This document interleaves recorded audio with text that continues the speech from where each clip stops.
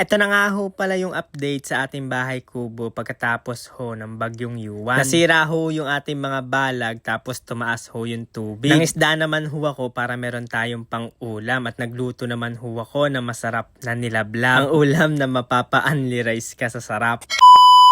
Hi mga troops, magandang buhay! Ito na nga ho pala yung update sa ating bahay kubo. Bali ngayon araw ay tumaas ho yung tubig at umabot na nga ho diyan sa kalsada. Simula ho kalsada, pababa ho yan sa kubo kaya mas mataas ho ang tubig diyan sa ibaba. Kaya pag lumusong ka ay talagang mababasa. Kala ko nga ay makakapagtanim na tayo sa mga susunod na linggo kaso nga lang ay bumagyo pa kaya ayan ho ay umangat na naman ang tubig. Medyo matatagalan ulit tayo bago makapagtanim. Gusto ko na nga magtanim nagtitingin na nga ako ng mga buto na medyo mura-mura natin mabibili. Nagkakambas ba kung saan tayo mura makakabiling buto? Nung ako pala nakapagkape mga katrops, agad-agad ako nagpunta diyan ho sa lawa para makapamandaw na naiwan nating screen diyan. Buti na lang mga katrops. Ay hindi ho unti na nga yung ating mga hoy, kinakabahan din gawa. Hindi ko na inahon sa palaran na kung talaga makakaligtas. Buti na lang talaga mga katrops nakaligtas pa yung mga screen natin. Kaya ayan, meron pa rin tayo nakuha mga tilapia sa mga mandaw. Kaya makakalibre na naman tayo ng ulam. Dahil magaganda ho yung ating nahulin tilapia. Kaya balak ko maggataan, magninilablab ako. Napakasarap po kasi pag nilablab mga katrops, lalo na madaming gata. Tapos madaming mustasa. Pwede naman ho dahon o tarbos ng kamoting baging. Kaya kung di nyo pa nga rin nasusubukan yung gaitong luto, inyo na hong itry. Promise ho sa inyo, napakasarap. Kahit inihaw uyan. Maganda ng huli natin mga katrops. Meron hong isa, dalawang nalunod. Pero lahat ho original, wala hong mga aroyo. Kaya masasarap po yung tilapyang iyan. Kaya nung pagka-uwi mga katrops, napakabilis lang hong linisin ng tilapyang iyan. Di na ho kasi kakaliskisan niya. Kaya nung nalinis ko na, agad-agad na akong nag-ihaw diyan sa bunot. Yun hong usok ng bunot mga katrops ay isa ho yan sa nagpapasarap ng ating inihaw. Isa din ho sa nagpapadagdag ng lasa na napakasarap at napakalinamnam. Lalo na at bagong huli yung tilapia ay sadya ho talagang masarap iluto at iihaw. Madami-dami tayong lulutuin ngayon mga katrops para lahat tayo makakain syempre. Nung pagkatapos kong maihaw yung mga tilapia, ayan, naglagay ng huwa ko ng suka, isang tasa. Naglagay huwa ko ng dried sili, sibuyas, saka ho dried kamatis. Naglagay din huwa ko ng seasoning, saka ho paminta. Maglalagay din huwa ko diyan yung niluto kong chili garlic oil. Tapos ilalagay ko na ho diyan yung inihaw kong isda. Akin ho yung pakukuluan. Tapos mamaya ho ay babaliktarin ko. Tapos pag nabaliktad ko na dyan, naantayin ko na humaiga yung suka diyan. At pag naiga na mga katrops, ay ilalagay ko na ho diyan yung hunggata. Luto naman na ho yung hating tilapia mga katrops, saka inihaw na. Kaya hindi na ho ako diyan maglalagay ng pangalawang gata. Kaya ilalagay ko na agad diyan yung gata ho agad na niyog. Nasabay ko na ho diyan yung hong pinakailalim ng mustasa dahil matagal ho yan maluto kaysa dun sa pinakatalbos o dahon. Pag naman ho na half cook na, saka ko ilalagay diyan yung pinakadahon ho ng mustasa mga katrops. Tas antayin lang ho natin maluto diyan yung dahon at saka ho yung gata mga katrops. Ay okay na ho yan mga katrops. At ang ginamit ko pala diyan pampaalat ay tispa. Pwede rin hong asin pag magdadagdag kayo ng pampalasa pa. Pag ho kasi natikman ko na medyo matabang pa, maglalagay naman ho ako diyan ng asin para maging sakto ho yung timpla niya. At dahil ito na nga yung atin nilablab mga